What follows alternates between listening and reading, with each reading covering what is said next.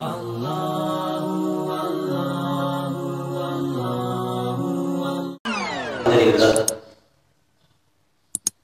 nahmaduhu wa nasta'inuhu wa nastaghfiruh wa na'udzu billahi min shururi anfusina wa min sayyiati a'malina. Man yahdihillahu fala mudilla lahu wa man yudlil fala hadiya lahu. Asyhadu an la ilaha illallah wahdahu la syarika lahu wa asyhadu anna Muhammadan abduhu wa rasuluhu la nabiyya ba'dah.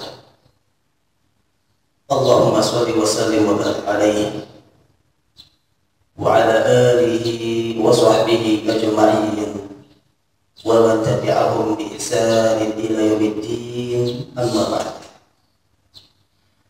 Alhamdulillah, segala puji dan puji syukur kita panjatkan kehadirat Allah Subhanahu wa Ta'ala yang telah memberikan karunia-Nya kepada kita dan juga yang telah memberikan kenikmatan-kenikmatan kepada kita semuanya.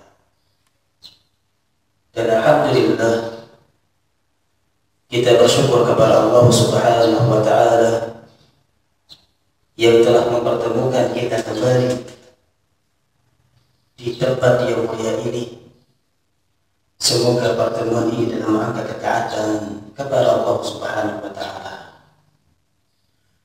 Kemudian salawat dan salam semoga senantiasa tercurahkan selalu kepada junjungan Nabi besar kita, yaitu Nabi besar Muhammad sallallahu alaihi wasallam, beserta para keluarganya, para sahabatnya, dan juga para pengikutnya hingga akhir zaman.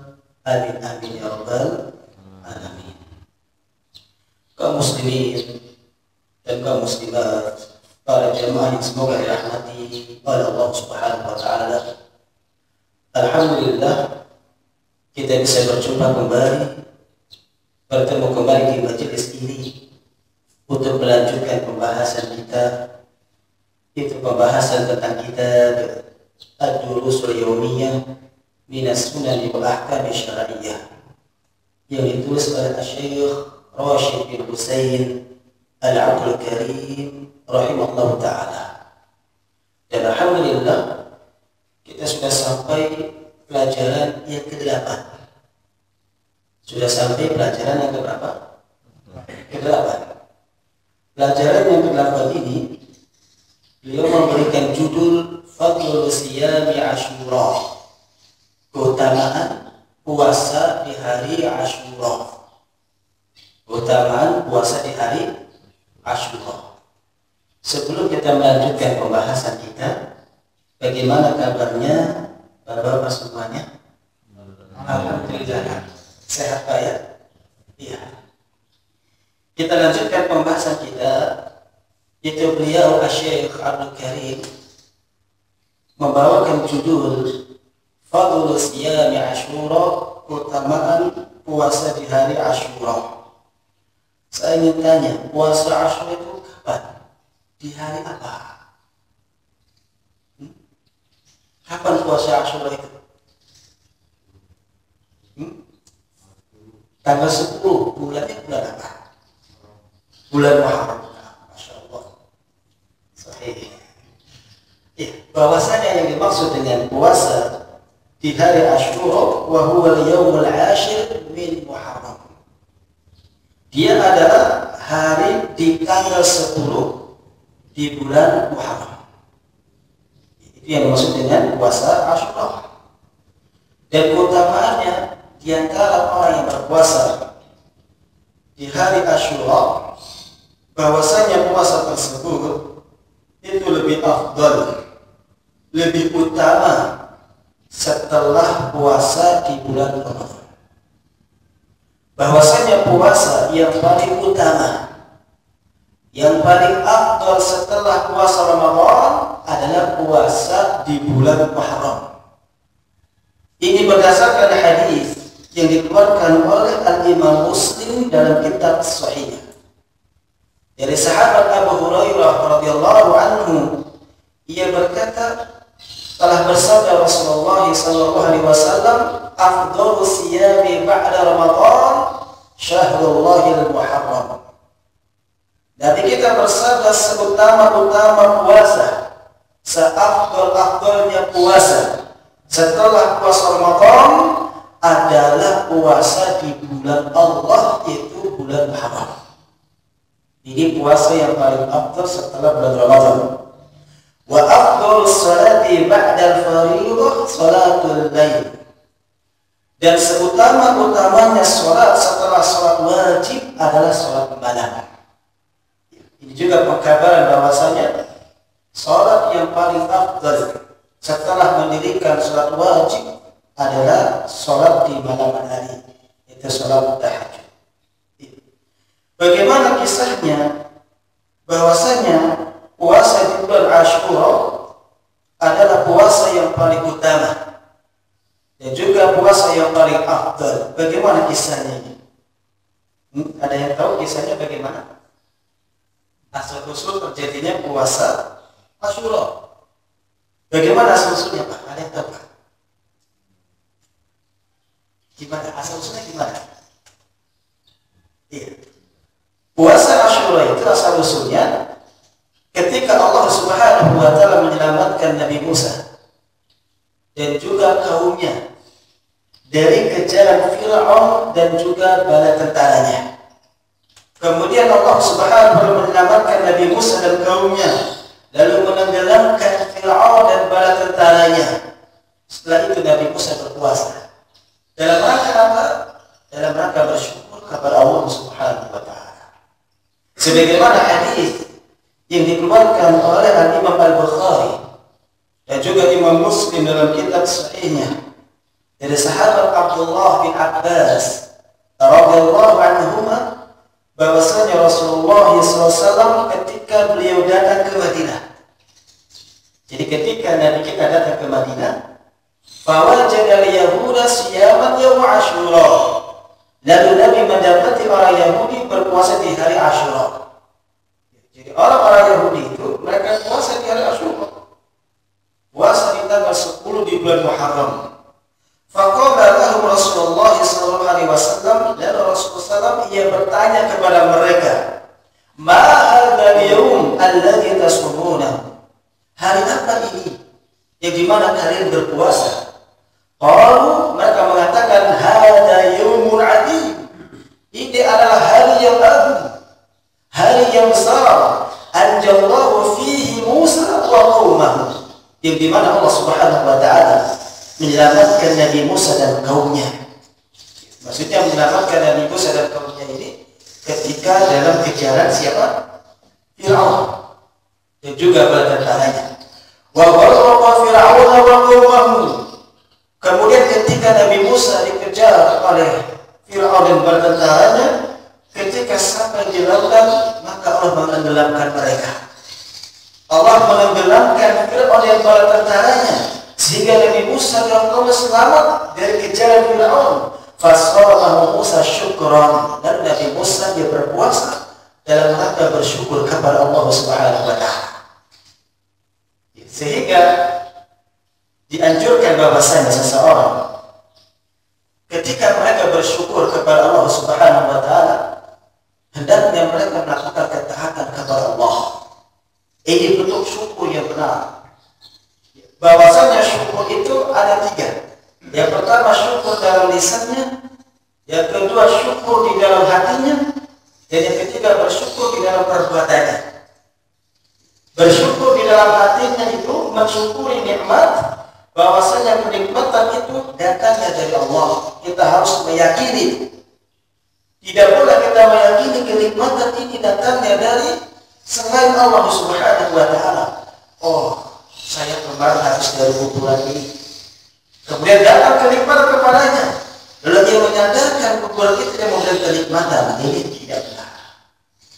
Atau dia sadarkan kenikmatan tersebut, datangnya kenikmatan tersebut dikarenakan zimat yang dia miliki, atau kalung yang dia kenakan, gelang yang dia kenakan.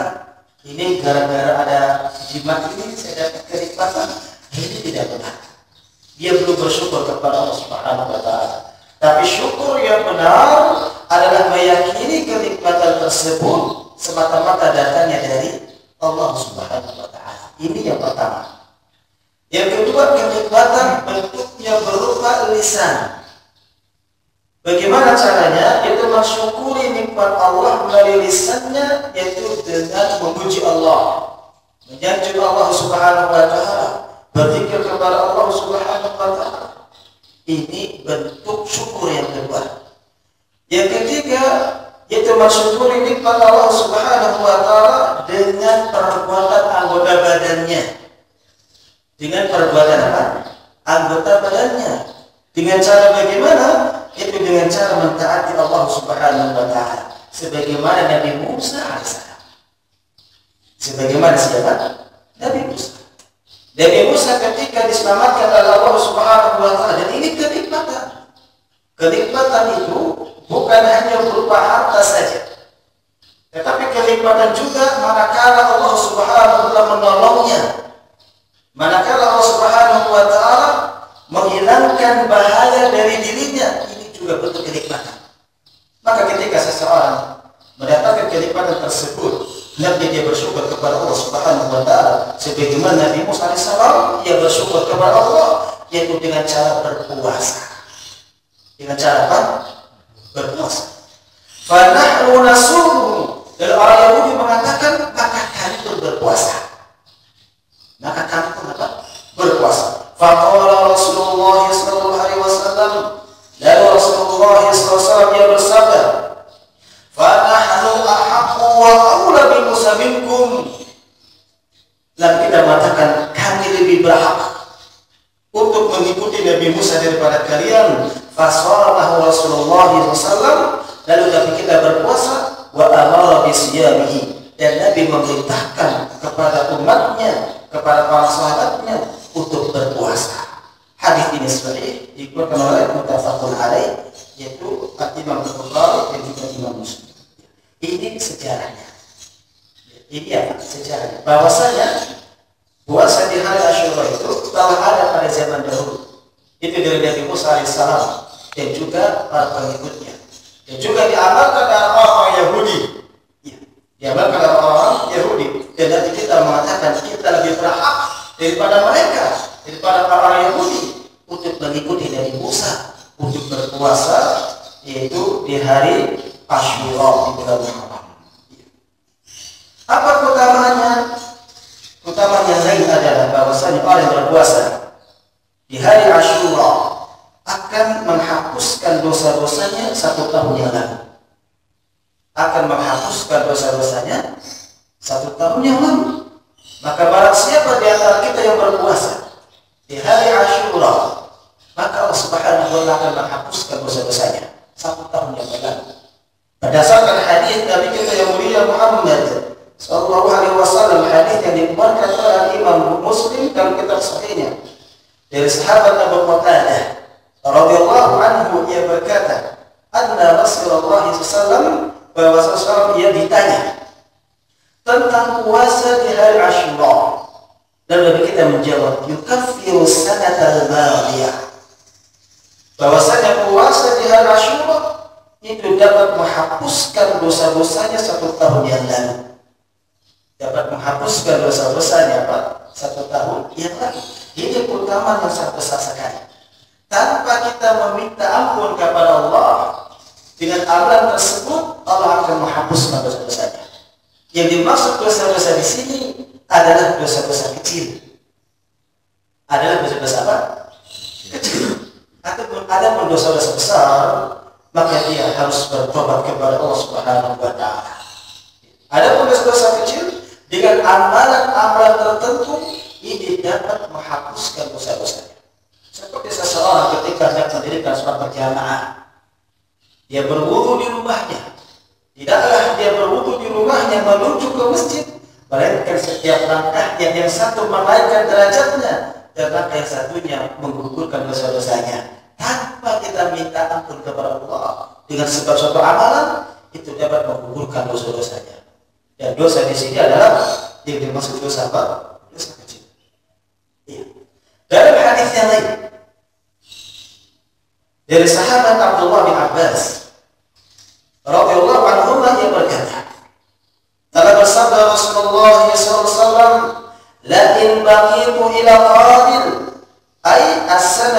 qadimah la asumanna at-tasi'ah. Iya. Tapi kita bersabda, jika aku masih hidup di tahun yang akan datang, sungguh aku akan berpuasa di tanggal ke-9. Untuk apa? Untuk menyelisihi orang-orang Yahudi. Untuk menyelisihi orang-orang Yahudi. Sehingga ini disebut dengan sunnah qauliyah. Disebut dengan sunnah apa?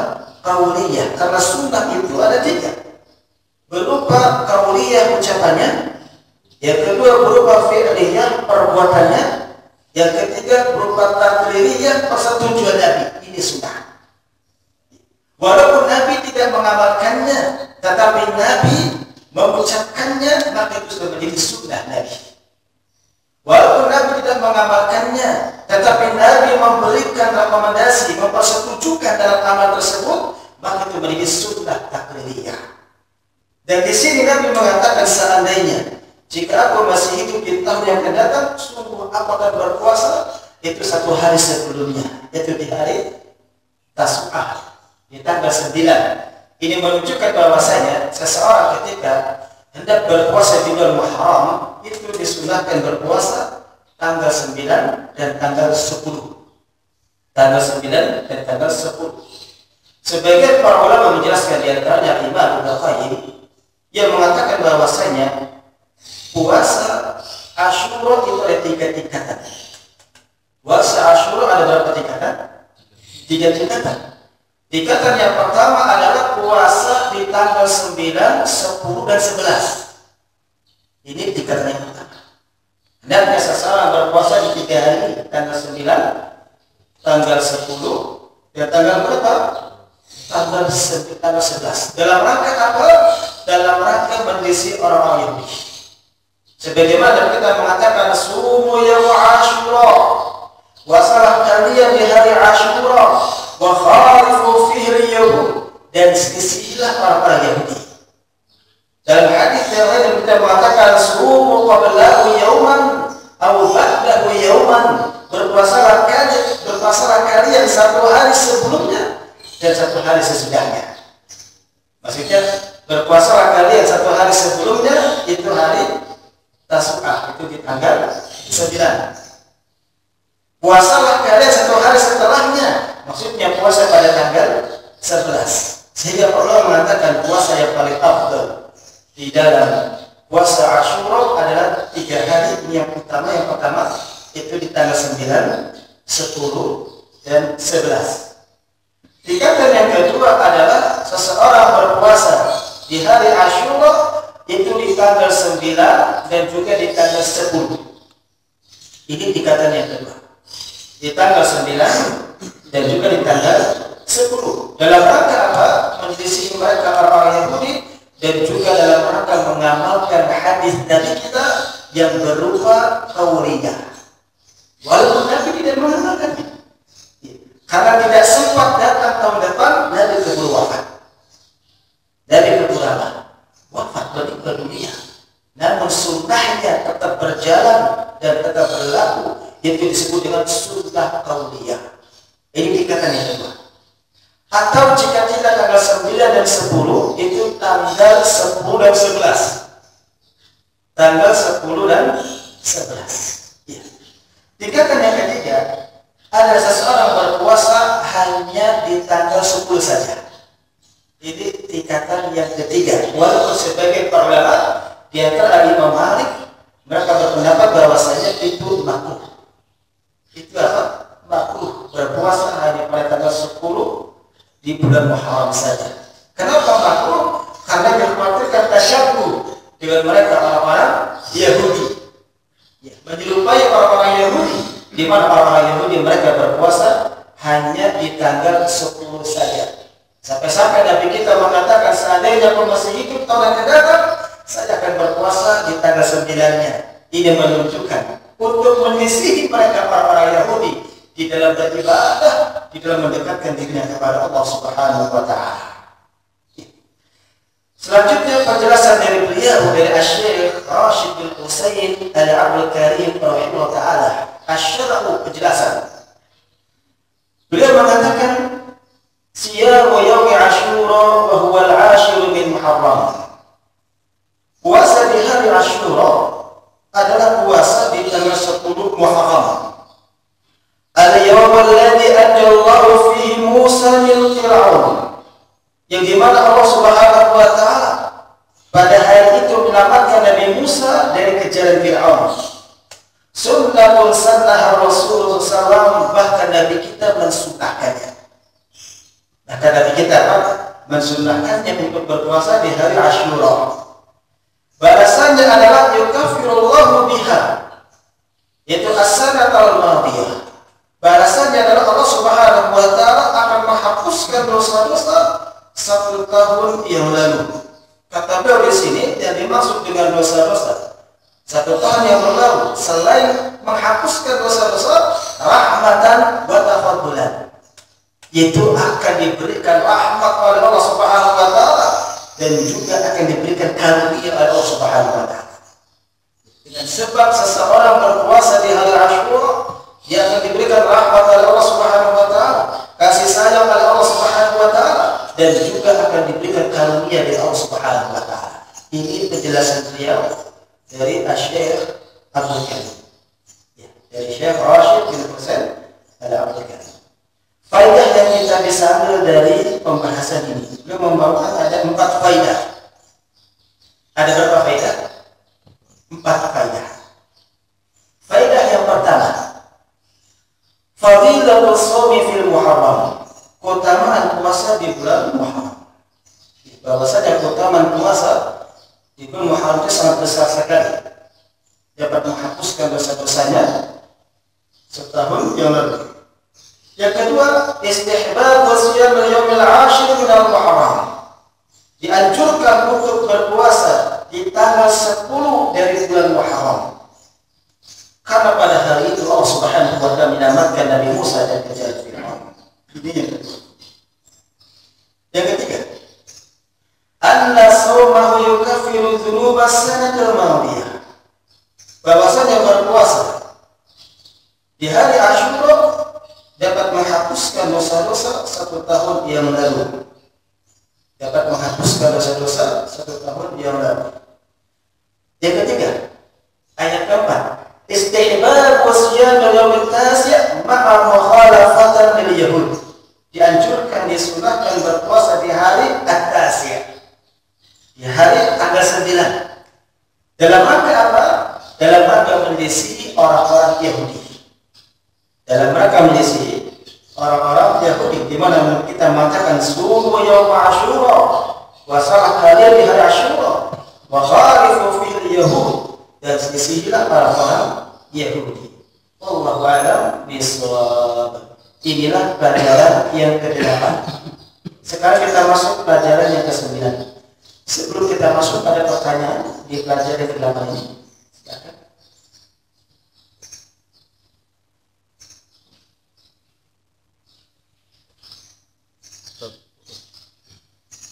Iya, silakan.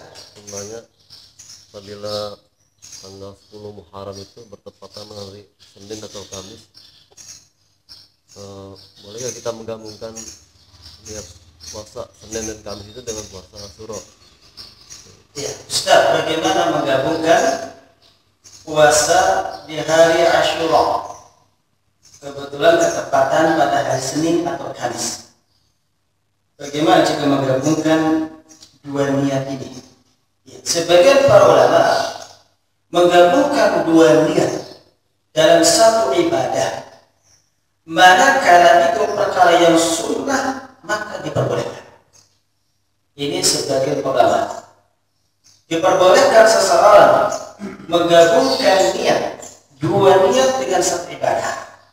Contoh seperti tadi, seseorang ingin berpuasa di hari Asyura di tanggal 10 di bulan Muharram, ketepatan pada hari Senin atau hari Kamis, maka diperbolehkan baginya menggabungkan, menjamak di antara dua niat, yaitu niat puasa di hari Senin dengan puasa Asyura, maka ini tidak mengapa.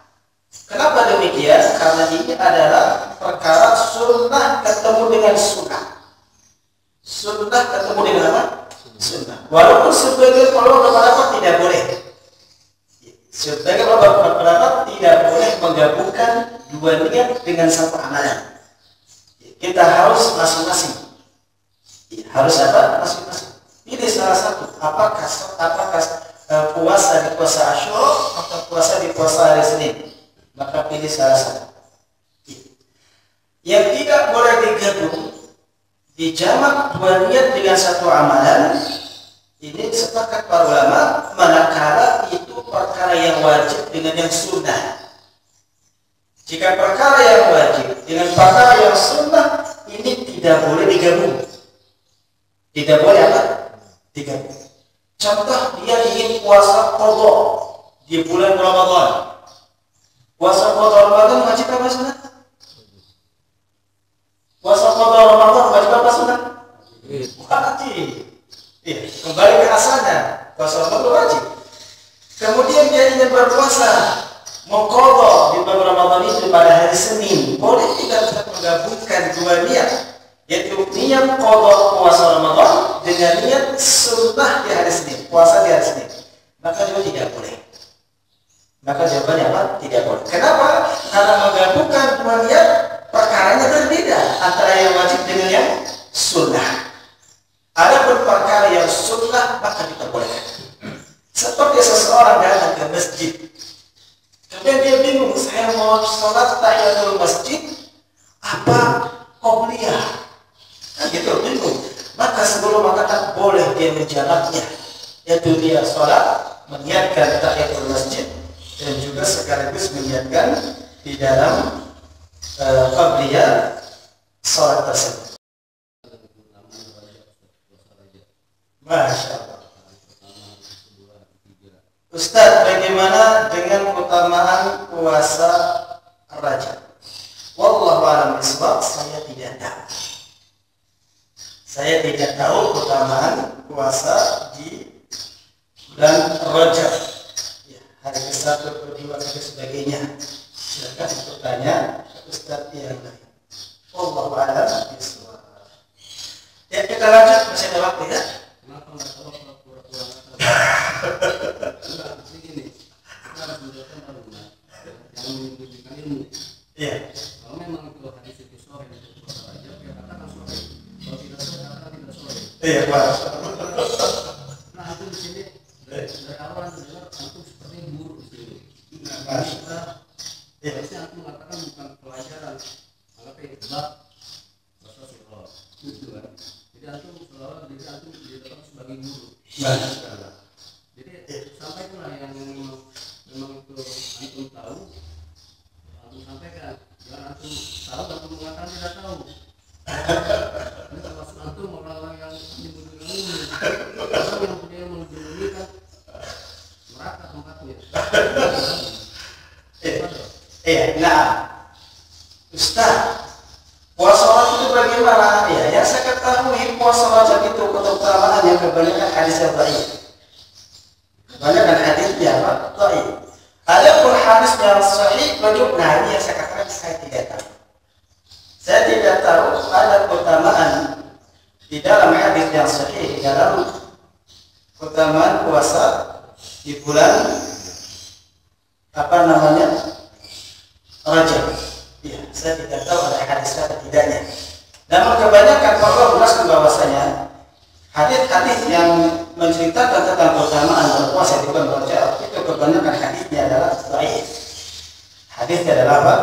Dhaif. Wallahu a'lam bishawab.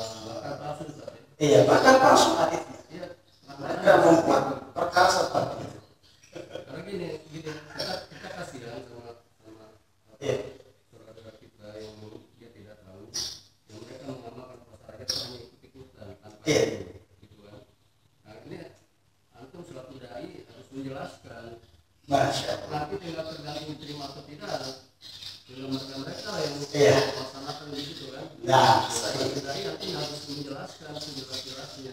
Saya sudah bahas perkara tersebut di tempat lain, dijelaskan tentang hadis-hadisnya. Di sini kan belum kan? Di sini belum, karena kita lagi bahas di dalam puasa Asyura. Karena paham. Ini kan mereka sunnah. Karena bulan ini banyak. Oh iya ya, kemarin bulan Rajab ya. Mengamalkan. Yang harusnya kalau mau puasa mengikuti Nabi di Sa'ban ini loh. Iya. Ya, harusnya sahih di Sa'ban ini kita puasa itu kan. Iya. Selain Ramadan, paling banyak puasa di bulan Sa'ban. Betul. Harusnya kita seperti itu langsung menyampaikan. Iya. Masya Allah. Kalau puasa Rajab itu sebenarnya tidak ada. Iya. Ininya ya perintah dari Nabi, tidak ada sunnah dari Nabi. Jadi kita nih semua jamaah jelas. Tahun depan lo langsung puasa Rajab. Bukannya nggak boleh puasa di bulan Rajab boleh. Iya. Misalnya puasa Senin Kamis, puasa yang lebih, ya kan? Puasa yang seperti itu yang dijalankan secara dakwah gitu kan. Iya. Itu boleh, bukan nggak boleh puasa di bulan Rajab, tapi bukan puasa Rajab begitu. Iya. Nah, Masya Allah. Seperti itu. Iya. Puasa di bulan Rajab itu tidak ada dalil yang sahih menjelaskan di dalamnya. Tapi termasuk arba'atul hurum. Iya, termasuk di dalam bulan-bulan yang dimuliakan oleh Allah Subhanahu wa taala. Betul sahih. Diperbolehkan seseorang di bulan-bulan yang dimuliakan oleh Allah, yaitu di bulan-bulan haram, untuk memperbanyak amal saleh.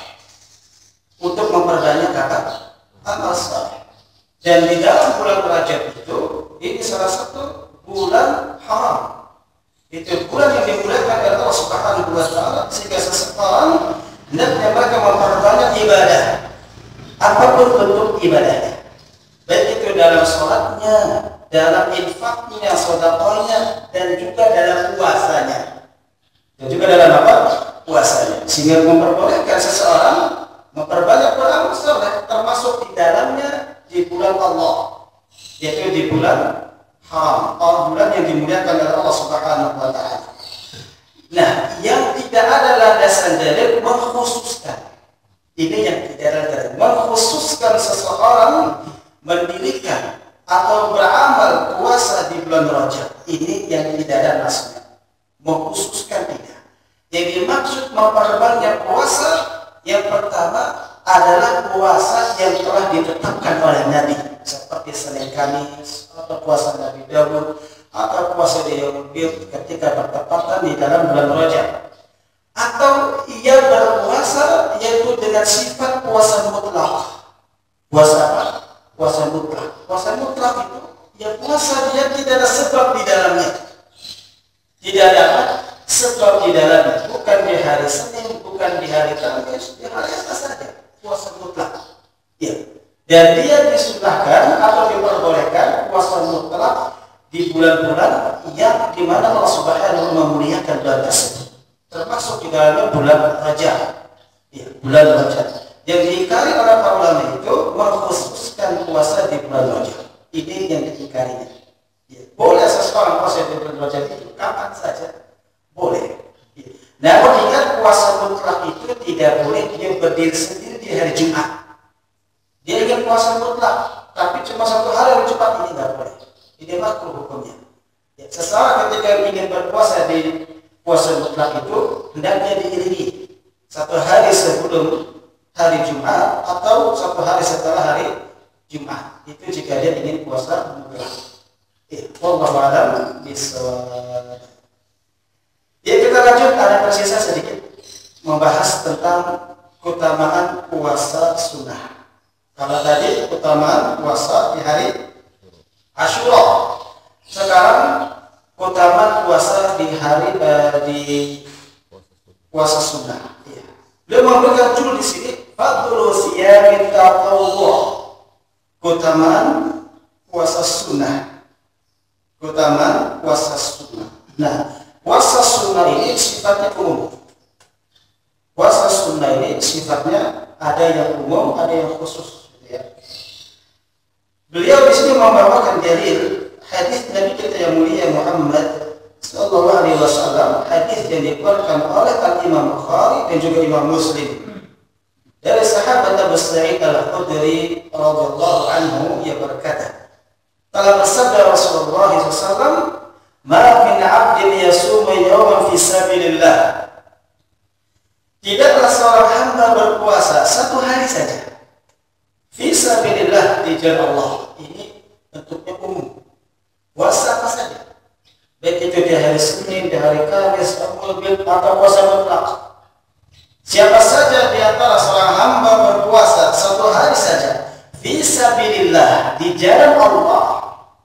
Kata beliau di sini ada dua makna yang dimaksud dengan fisabilillah. Yang pertama al-jihad, itu berpuasanya sungguh-sungguh.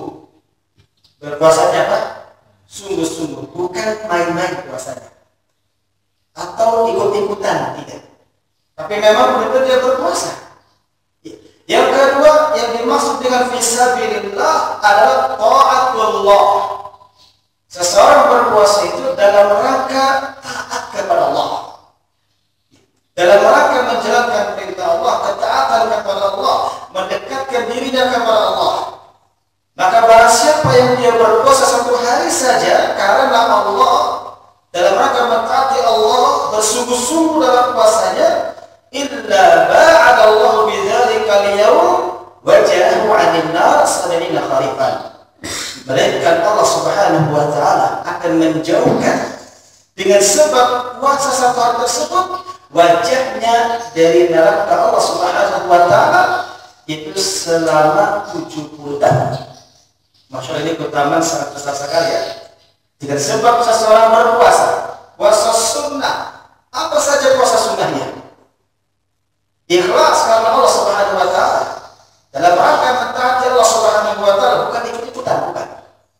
Tapi dalam rangka mentaati Allah, mendekatkan dirinya kepada Allah, bersungguh-sungguh dalam amalannya, maka dia akan dijauhkan dirinya dari api neraka jahanam selama 70 tahun. Dalam hadis yang lain yang dikeluarkan oleh Al-Imam Al-Bukhari dari sahabat Abu Hurairah radhiyallahu anhu, dia berkata, telah bersabda Rasulullah sallallahu alaihi wasallam, qala Allah azza wa jalla, Allah azza wa jalla berfirman. Ini berarti hadis apa namanya ini? Hadis kursi. Allah Subhanahu wa taala yang berfirman, yang mengatakan kullu amali bani Adam lahu. Allah Tabaraka wa taala berfirman, setiap amalan anak Adam itu untuk dirinya. Illa sauma, kecuali puasa. Fa inna nasrani, tapi puasa ini mencakup kepada seluruh agama. Mereka mempunyai namanya amalan puasa. Bahkan orang zaman dulu itu ada namanya puasa apa? Mati geni. Puasa itu banyak bacanya, dan hampir semua agama mereka memiliki amalan puasa. Namun agama-agama mereka ketika berpuasa, mereka puasanya hadiahkan untuk berhala-berhala mereka, untuk Tuhan-Tuhan yang mereka sembah, yang mereka agungkan. Sehingga Allah Taala mengatakan di sini, sesungguhnya puasa itu untukku, wa ana ajzihi, dan akulah yang akan membalasnya tanpa batas. Ini amalan orang yang berpuasa. Bahwasanya orang yang berpuasa itu akan dibalas ganjarannya oleh Allah Subhanahu wa taala tanpa batas. Tidak ada mengetahui berapa derajatnya, berapa besarnya dalam amalan puasa tersebut. Berbeda dengan amalan-amalan yang lain. Berbeda dengan apa?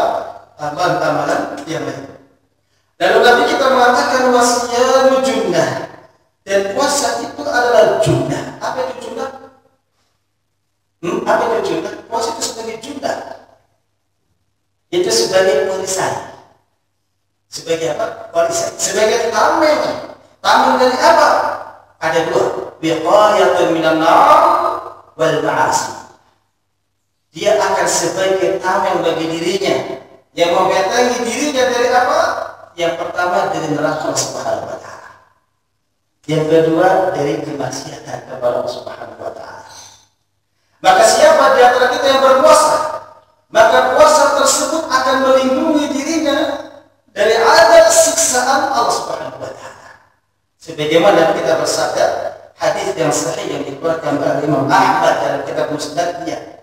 Nabi kita mengatakan, innamas siyam junnatun yastajillu bihal